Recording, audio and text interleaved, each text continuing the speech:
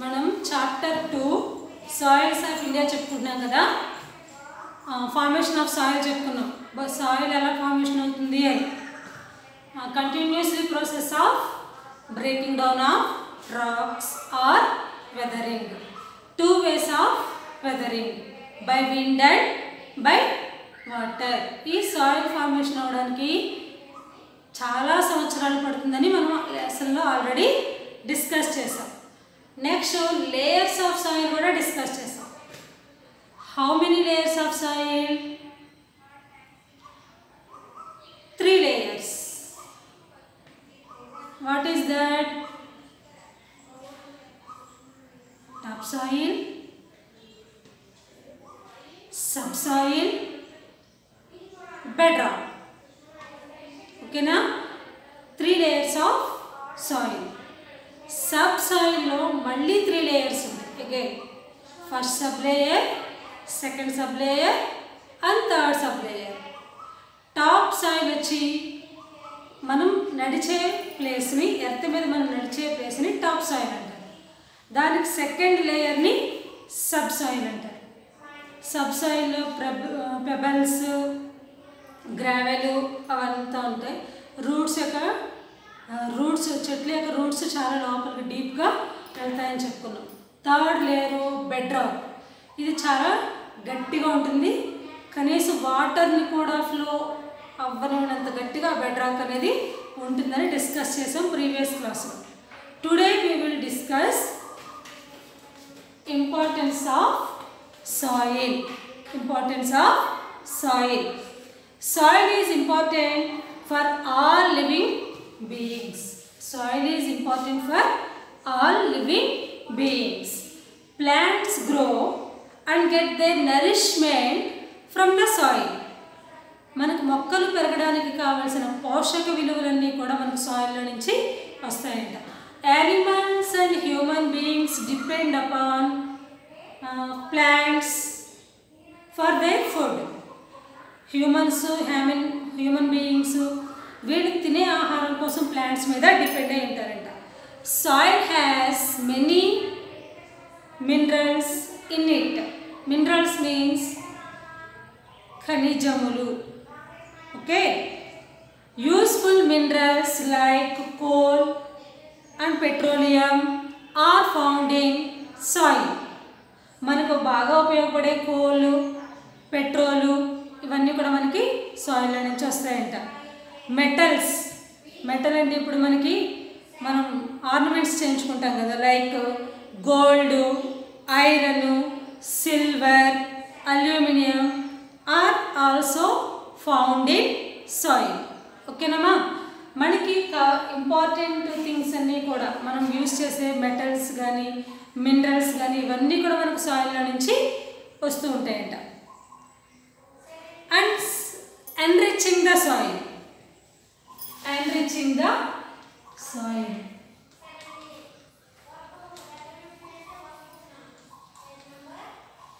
Enriching the soil అంటే మనకి soil మామూలుగా కొంచెం ఫెర్టైల్గా ఉంటుంది, ఇంకా ఫెర్టైల్ సారవంతంగా తయారవుతుందంట. ఎలా తయారవుతుందో చూద్దాం. ఓకేనమ్మా? నేను ఇక్కడ ఒక పిక్చర్ డ్రా చేస్తున్నాను.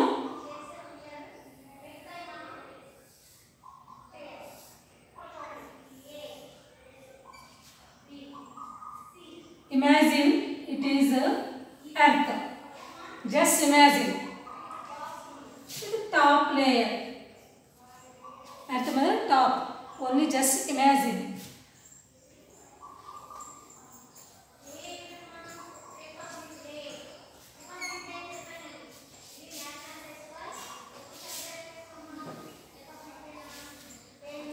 మన ఎర్త్ మీద యానిమల్స్, హ్యూమన్స్, ప్లాంట్స్తో పాటు చిన్న చిన్న ఇన్సెక్ట్స్, స్మాల్ ఇన్సెక్ట్స్ కూడా ఉంటాయి కదమ్మా. వాటి గురించి ఒకసారి చూద్దాం.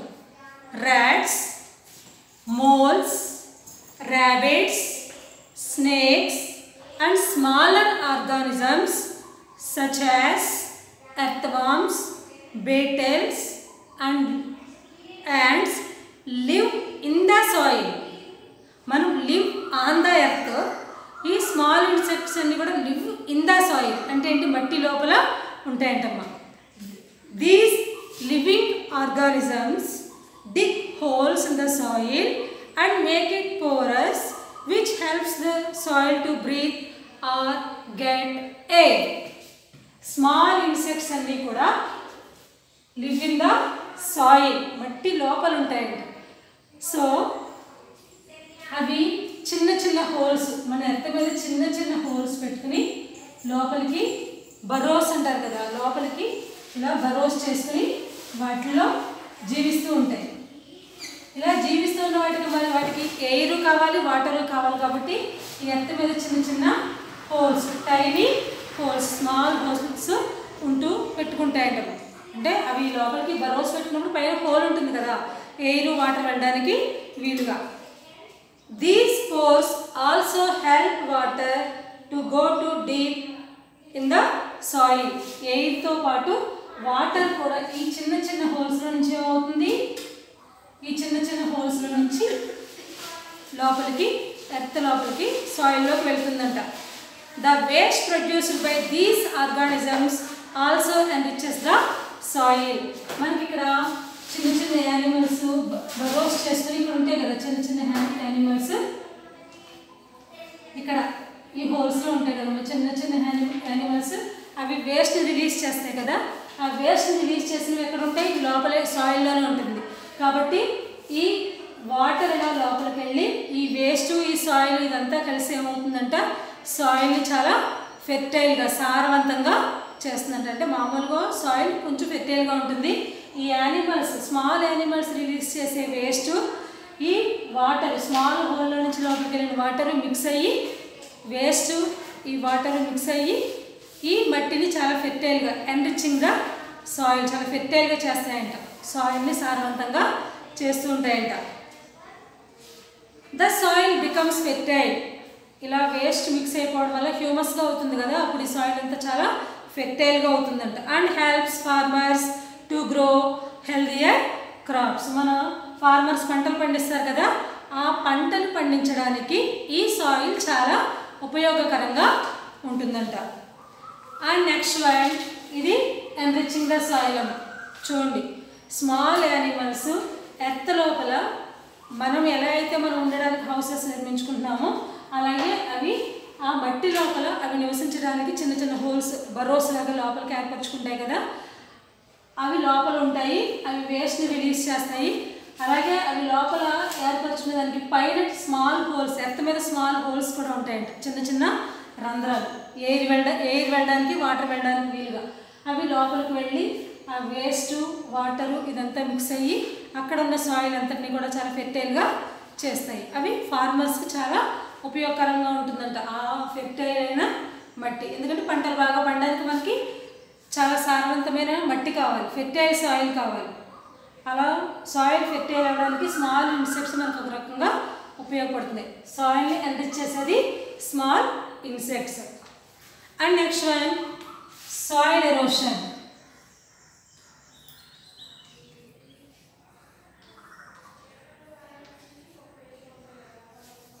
Soil erosion. When the topsoil becomes loose, it is carried away by wind and water. మన ఎర్త్ మీద పైన టాప్ లేయర్లో ఉన్న సాయిల్ చాలా లూజ్గా ఉంటుందంటారు. అంటే కొంచెం గాలేసి అది మూవ్ అవుతూ ఉంటుంది. So it is carried away by wind and water. So top soil మీద ఉన్న సాయిల్ విండ్కి వాటర్కి కొట్టుకుని పోతూ ఉంటుందంట. This process is known as soil erosion.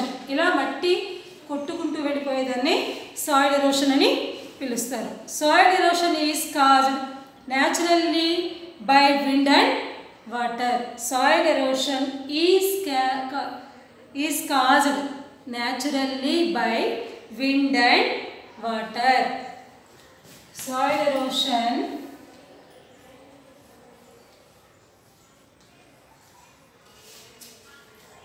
is caused naturally by wind and water. Okay na?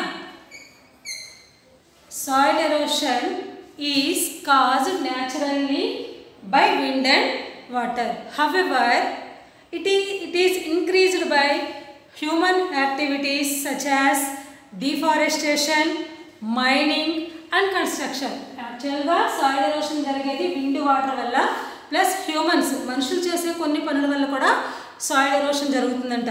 అదేంటంటే డీఫారెస్టేషన్. డీఫారెస్టేషన్ అంటే అడవులను నరికివేయడం వల్ల, ప్లస్ మైనింగ్ గనులు తవ్వుతూ ఉంటారు కదా, గనులు తవ్వకం వల్ల, అండ్ కన్స్ట్రక్షన్ వల్ల కూడా సాయిల్ ఎరోషన్ అనేది జరుగుతుందంట. అంటే బిల్డింగ్స్ కట్టడం వల్ల, రోడ్లు అంటే అడవులు నరికేసి ఆ ప్లేస్లో బిల్డింగ్స్, రోడ్స్, డ్యామ్స్ ఇవన్నీ కట్టడం వల్ల కూడా మనకి సాయిల్ ఎరోషన్ అనేది జరుగుతుందంటమ్మా. And next one deforestation.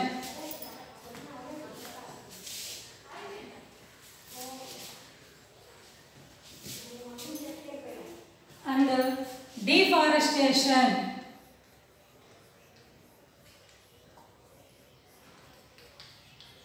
Deforestation అంటే ఏంటి చూడండి. The process of cutting down trees is known as deforestation. Okay, the process of cutting down trees is known as deforestation. చెట్లను నరికివేయడాన్ని, అడవులను నరికివేయడాన్ని డిఫారెస్టేషన్ అని పిలుస్తారంట. Man needs wood for building houses and to make furniture. మనుషులకి చాలా, మన మనుషులు హ్యూమన్స్కి చాలా అవసరాలు ఉంటాయి కదా, building houses and make furniture. ఇల్లు కట్టుకోవడానికి, ఇంట్లో ఫర్నిచర్ తయారు చేసుకోవడానికి మనకి కలప కావాలి, వుడ్ కావాలి, కాబట్టి ఫారెస్ట్ని నరికేస్తూ ఉంటారంట. For this he cut trees. Okay, human beings also cut forest for making dams, mining and expanding cities.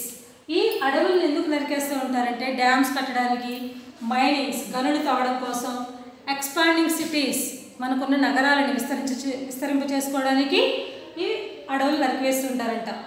All these factors cause deforestation. ఏమేమి factors? Wood for building houses and making furniture and making dams, for mining, expanding cities. All these factors cause deforestation. Trees and plants hold the topsoil together with the help of their roots.